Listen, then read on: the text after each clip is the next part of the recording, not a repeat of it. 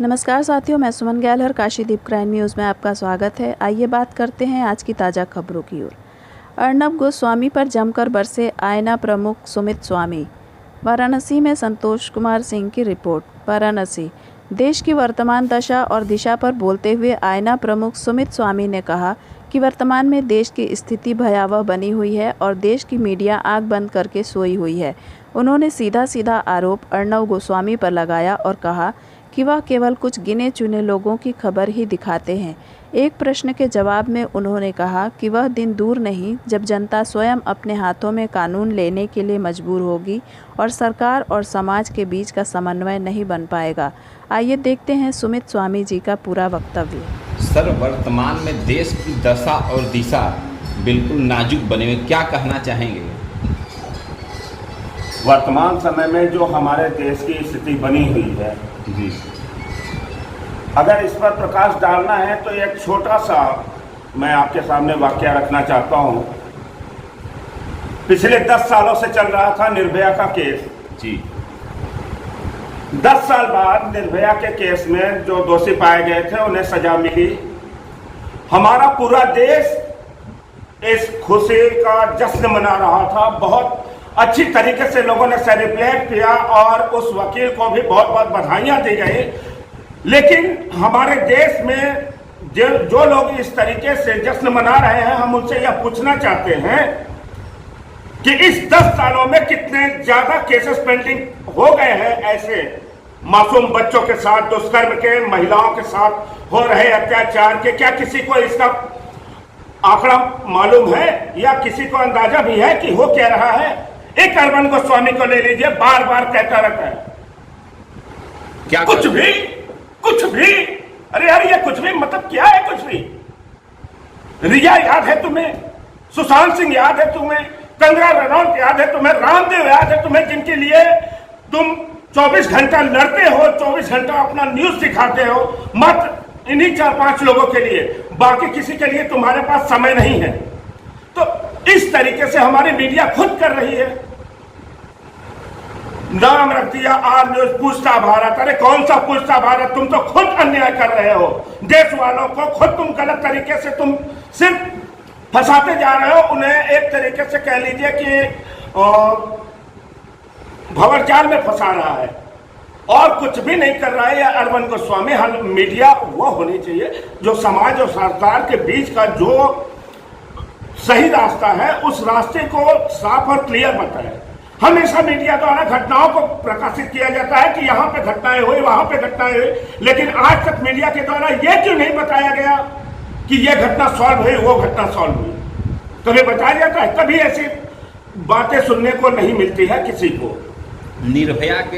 निर्भया के बाद जो है काफी कानून बने देश में, लेकिन उन कानूनों का अच्छे तरीके से वो कानून सिर्फ पेपर पे है, गवर्नमेंट के पास है, पेपर पे सारे कानून है। आप हर जगह के हालात देख लीजिए। पुलवामा में अटैक हुआ, आज तक उसका कोई रिजल्ट सामने नहीं हुआ। पालघर में नृशंस हत्या की गई, उसका भी कोई रिजल्ट नहीं हुआ सामने। अभी तत्काल ममता बनर्जी बनी है मुख्यमंत्री वेस्ट बंगाल में, उसका कोई रिजल्ट नहीं आया सामने। ममता बनर्जी कहती है कि बीजेपी का यह चाल है।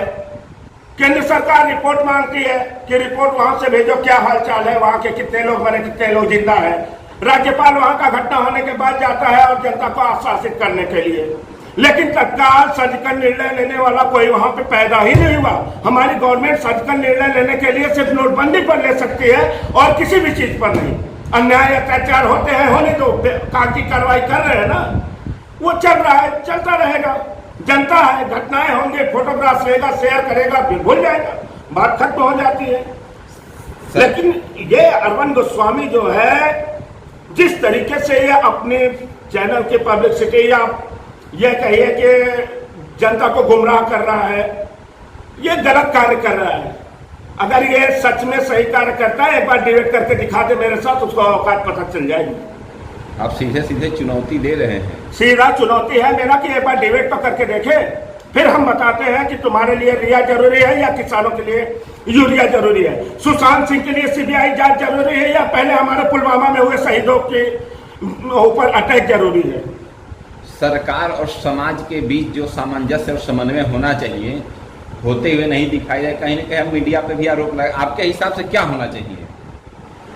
भाई मेरे हिसाब से, और जहां तक मेरा प्लान है, मैं अपना खुद का प्लान बता रहा हूं कि ऐसे अपराधी अगर मेरे सामने पाए गए या किसी ने साक्ष्य के साथ मेरे सामने ऐसे अपराधियों को प्रस्तुत कर दिया कि इसने मासूम बच्चों के साथ दुष्कर्म किया, ऐसी कोई घटनाएं पाई जाती हैं और साक्ष्य मेरे सामने होगा, तो ऐसे आदमी को मैं तत्काल सजा दूंगा।